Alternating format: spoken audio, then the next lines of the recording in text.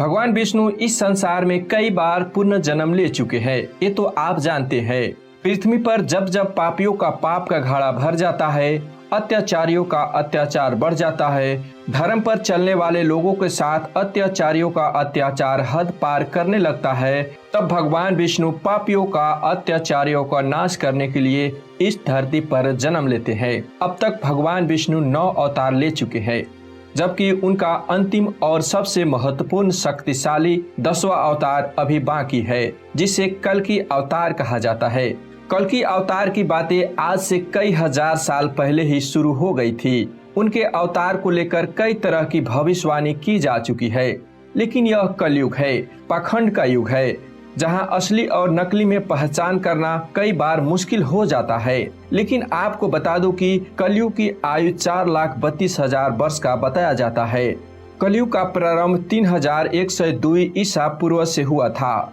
श्रीमद् भागवत पुराण और भविष्य पुराण में कलयुग का अंत का वर्णन मिलता है, और हमारे धर्म ग्रंथों में ये भी बताया गया है कि कलयुग के अंत में भगवान विष्णु कल्कि अवतार में जन्म लेंगे। ऐसे में साल 1964 में संत गुरुओं ने एक बैठक का आयोजन किया, ताकि भगवान कल्कि के असली अवतार की पहचान हो सके और कोई पाखंडी मासूम लोगों को अपने पाखंड का शिकार न बनाए। क्योंकि हम देख सकते हैं कि किसी इंसान पर आजकल भरोसा करना कितना मुश्किल हो गया है। तो क्या है भगवान कल्कि के असली अवतार की पहचान? कैसे पता चलेगा वो हमारे बीच है या नहीं है? अगर हमारे सामने भगवान कल्कि आ जाए तो कैसे मानेंगे कि यह भगवान विष्णु के 10वीं अवतार भगवान कल्कि है? क्या कहती है संतों की यह पुस्तक? तो नमस्कार दोस्तों, चैनल पर नए हैं तो चैनल को सब्सक्राइब करके बेल आइकन प्रेस कर दीजिएगा और वीडियो को लाइक करना ना भूलिएगा। आइए जानते हैं दोस्तों, संतों की यह पुस्तक भगवान कल्कि से जुड़ी वह 13 पहचान कौन कौन सी है। भागवत गीता में बताया गया है कि जब जब पृथ्वी पर पाप बढ़ेगा, धर्म की हानि होगी, अत्याचारियों का अत्याचार चरम सीमा पर होगी, तब तब धर्म की रक्षा के लिए भगवान विष्णु अवतार लेंगे। वर्तमान कलयुग में उनका अंतिम और सबसे शक्तिशाली अवतार होगा। कल्कि अवतार में भगवान विष्णु अपने शक्तिशाली रूपों में पापी मनुष्य का नाश कर धर्म और धर्म से जुड़े लोगों को रक्षा करेंगे। कल्कि पुराण और भागवत पुराण के अनुसार कल्कि का जन्म सतयुग के आरंभ और कलयुग के अंत के संधि काल में होगा। वह एक ब्राह्मण के घर में जन्म लेंगे और उनका जन्म श्रावण मास को शुक्ला पक्ष को षष्ठी तिथि को संबल ग्राम में विष्णु यश के घर में होगा। कहते हैं महाभारत का युद्ध खत्म होते ही कलयुग की शुरुआत हो चुकी थी, लेकिन स्वयं भगवान कृष्ण के होने के कारण कलि पुरुष अपनी प्रभाव नहीं दिखा पा रहा था। जैसे ही भगवान कृष्ण ने अपने अवतार को त्याग किया, कलि पुरुष ने अपनी शक्ति दिखाना शुरू कर दिया। और एक दिन कलि ने राजा परीक्षित से कहा कि अब कलयुग आ चुका है, इसीलिए उसको अपने राज्य में आने की अनुमति दे। अब क्योंकि यह युग धर्म है, इसीलिए परीक्षित ने कलि को आने की अनुमति दे दिया, लेकिन उसके साथ कहा कि कलि हर किसी पर अपना असर नहीं दिखा सकता। जुआ खेलने वक्त, शराब पीते वक्त, अनैतिक संबंध बनाते वक्त और हिंसा करने वक्त सिर्फ इन्हीं समय पर कलि एक इंसान पर अपना असर दिखा सकता है। इसको सुनने के बाद कलि ने परीक्षित से कहा कि ये चारों बहुत ही गंदे जगह है। तब परीक्षित ने उसको गलत तरीके से कमाए गए धन के साथ आने की भी अनुमति दे दी। इसीलिए यही 5 रास्ते हैं जहां से कलि एक इंसान पर अपना प्रभाव डालना शुरू करता है। यही सब बुराइयों का नाश करने के लिए भगवान विष्णु कल्कि अवतार में जन्म लेंगे। लेकिन भगवान कल्कि अकेले जन्म नहीं लेंगे, बल्कि उनके साथ 74,000 लोग और जन्म लेंगे जो उनके अनुयायी होंगे। इसके अलावा 64 धर्मगुरु और 8 सैन्य अधिकारी भी जन्म लेंगे, और ये सभी समाज से दूर एकांत दूर दराज जंगलों में रहेंगे। ऐसे में सवाल उठता है कि भगवान कल्कि को हम पहचानेंगे कैसे?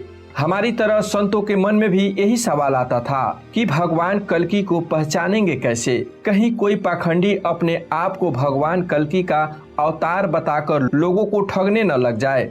इसी समस्या को समाधान के लिए जुलाई 1964 को उत्तराखंड के कुछ महान संतों ने एक बैठक का आयोजन किया। इस बैठक का मुख्य उद्देश्य भगवान कल्कि को पहचान करना, जिसके लिए साधु संत विद्वानों ने प्राचीन ग्रंथ और ज्योतिष विज्ञान का अध्ययन किया और कल्कि अवतार नामक पुस्तक में भगवान कल्कि की मुख्य पहचान लिखकर लोगों के सामने पेश की।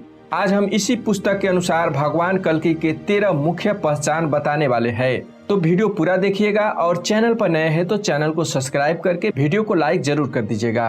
पहला है नाम का पहला अक्षर। कहते हैं कि नाम ही व्यक्ति की पहचान है।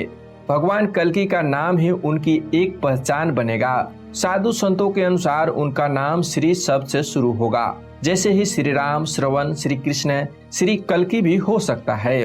दूसरा है जन्म कुंडली। भगवान कल्कि की जन्म कुंडली में भी हमें असली और नकली कल्कि अवतार के बारे में पता चलेगा। साधु संतों के अनुसार भगवान कल्कि की कुंडली में लगन का स्वामी चंद्रमा, शुक्र और बुध से युक्त होगा।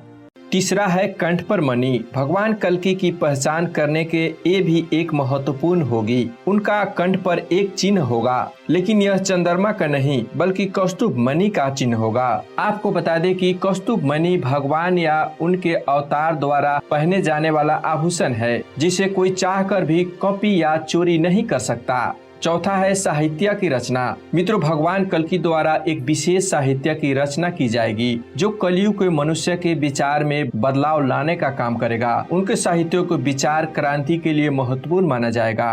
पांचवा है परिवार। भगवान कल्कि का जन्म एक साधारण से हिंदू परिवार में जन्म होगा। बताया जाता है कि धर्म ग्रंथों के अनुसार उनका बचपन काफी मुश्किलों से भरा होगा, लेकिन वो सभी मुश्किलों को पार करते हुए बड़े होंगे। छठा है माथे पर चिन्ह। कल्कि अवतार पुस्तक के अनुसार भगवान कल्कि के माथे पर एक चिन्ह होगा जो चंद्रमा के आकार होगा, जिसे आप यू शेप कह सकते हैं, जैसे कि इस तस्वीर में आप देख सकते हैं। सातवां है गले पर चिन्ह। कई लोग माथे पर ऐसे चिन्ह बनवा भी सकते हैं, क्योंकि यह कलयुग है जहां पाखंड अपनी चरम सीमा पर होगा। ऐसे में साधु संतों ने दूसरी निशानी दी है गले पर चिन्ह। दरअसल कल्कि अवतार के गले पर भी चंद्रमा की निशानी होगी। आपको बता दें कि यह खास बात है कि यह चिन्ह एक रेखा से नहीं बल्कि 2 रेखा से मिलकर बना होगा। आठवां है विवाह। मित्रों, कल्कि पुराण को पढ़ा जाए तो उसमें भगवान कल्कि से जुड़ी कई बातें हमें जानने को मिलता है, और साधु संत ने जो बात कही है वो भी इसी ग्रंथ का परिणाम है। कल्कि अवतार और कल्कि पुराण के अनुसार भगवान कल्कि के 2 विवाह होंगे। उसके 2 पत्नियां होगी। पहली पत्नियां लक्ष्मी रूपी पद्मा और दूसरी माता वैष्णो देवी रूपी रमा होगी। अपनी दोनों ही पत्नियों से भगवान कल्कि को मेघमाल, बालहक, जय और विजय नाम के 4 पुत्र होंगे। इसके अलावा उनकी एक पुत्री भी होगी जिसका जिक्र मिलता है, और यह भी असली कल्कि अवतार की पहचान में मदद करेगी। 9वां है 24 अंक। विद्वानों के अनुसार भगवान कल्कि जब अवतार लेंगे तो उनके जीवन में 24 अंक का एक विशेष महत्व होगा। 24 अंक उसके जीवन से सीधे तौर पर जुड़ा हो सकता है। साथ ही वह 24 अंक के एक विशेष मंत्र को पूरे विश्व में फैलाने का काम करेंगे, जो कलयुग के अंत में भगवान कल्कि को सहारा दे सकता है। 10वां है संगठन के स्वामी। भगवान कल्कि को एक बड़े संगठन को स्वामी बताया गया है। धरती पर रहते हुए वह एक संगठन को नेतृत्व देंगे और उनके संगठन की पहचान होगी पीला रंग।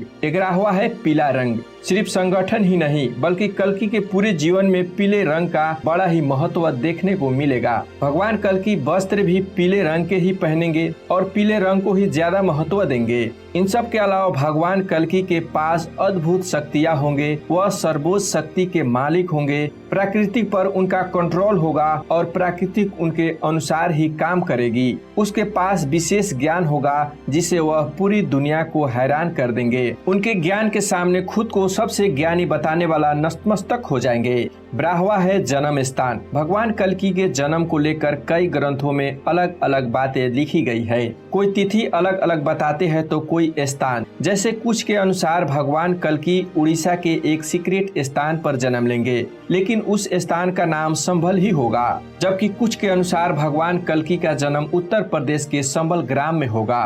13वां है नामकरण। भगवान कल्कि जब अवतार लेंगे तो उसका नाम कल्कि नहीं होगा। बचपन का नाम किसी आम बच्चे की तरह उनके नामकरण किया जाएगा। भगवान कल्कि जब बड़े हो जाएंगे तब उसके साथ जन्मे महापुरुष, ऋषि मुनि आदि मिलके कल्कि को पूर्व जन्म के बारे में बताएंगे और जन्म लेने का उद्देश्य बताएंगे। उसके बाद सभी ने मिलकर कल्कि नाम देंगे। उसके बाद भगवान कल्कि धर्म के स्थापना के लिए सफेद घोड़े पर बैठकर हाथ में तलवार लिए नगर में निकलेंगे। दोस्तों आज के लिए इतना ही। वीडियो अच्छा लगा होगा तो वीडियो को लाइक और चैनल को सब्सक्राइब करना ना भूलिएगा।